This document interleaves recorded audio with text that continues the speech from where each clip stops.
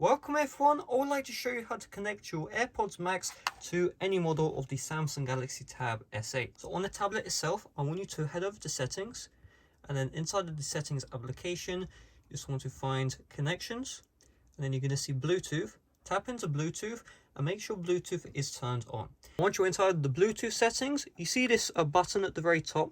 You want to hold it down and you need to keep it held down until you see your device show up inside of the available devices area. So let's do that together. We're just going to hold this button down at the top.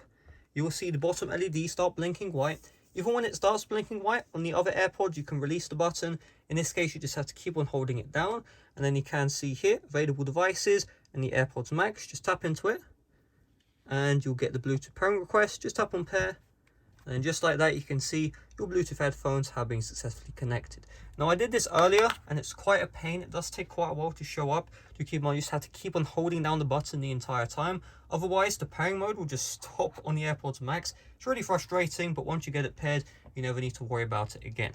So that's all there is to it. Thanks for watching. See you guys later. Bye-bye.